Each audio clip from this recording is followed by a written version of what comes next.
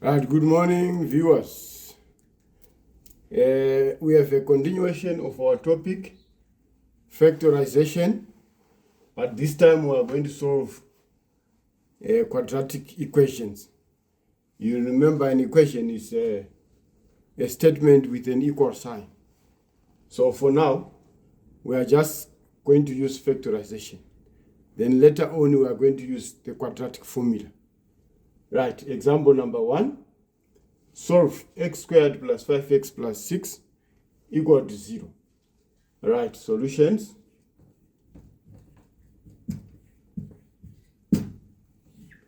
Right, the first thing is to factorize.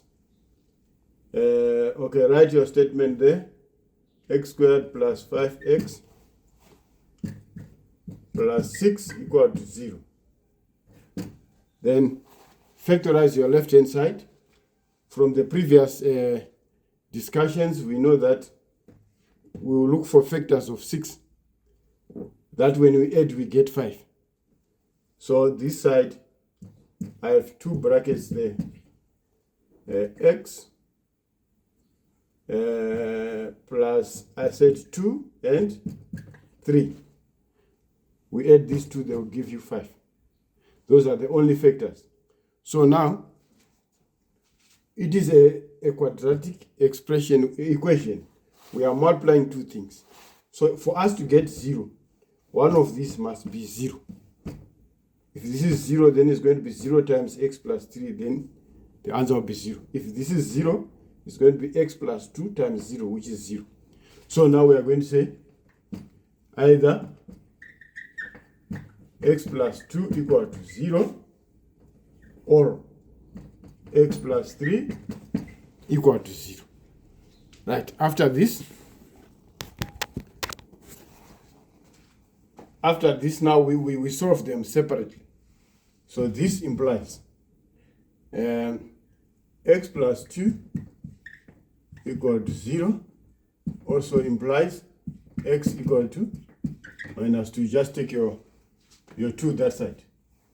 Then or x plus 3 equal to 0. So also this implies x is equal to minus 3. So these are the 2 solutions. If you want to make a final statement, then you say therefore x is equal to minus 2 or x equal to minus 3. You are done. That is the solution for number 1. Then number 2, it says x squared minus 9 is equal to 0. So x squared minus 9 equal to 0. Now to do this by factorization, checking this left-hand side, this one is a difference of 2 squares. And we remember a difference of 2 squares, we will say a squared minus b squared is equal to a minus b, bracket a plus b. That one's a difference of 2 squares. First bracket is the difference of the square roots. The next bracket is the sum of the square roots. So in this case, the square root of x squared is x. The square root of 9 is 3. So the first bracket is the difference. The next bracket is the sum. You have done it equal to 0. So now then you just say either x minus 3 equal to 0 or x plus 3 equal to 0. Then this implies x is equal to, take your minus 3 that side, becomes 3, or x equal to minus 3. That is your solution 2. Right. Let me go to number 3. I'm removing this top part. I'm removing the top part.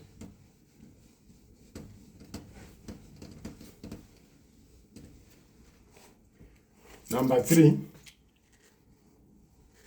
it says 5x squared equal to 11x minus 2. So as it stands there, you first have to arrange it into what we call the standard form. The standard form always is supposed to be x squared plus bx plus c equal to 0. That is the standard form. So you make an arrangement there, take everything to the left-hand side. So this implies 5x squared minus 11x plus 2 equal to 0. It's now in the standard form. So you can now factorize from there.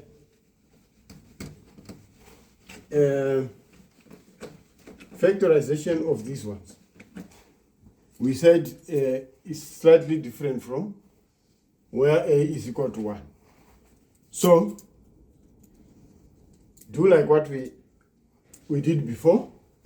We can say 5 times 2, you get 10. You get 10. Then find the factors of 10 that when you add or subtract, you will get 11. So I just have 10 and 1. So now this implies, let me expand this one. I will break it into 10 and 1.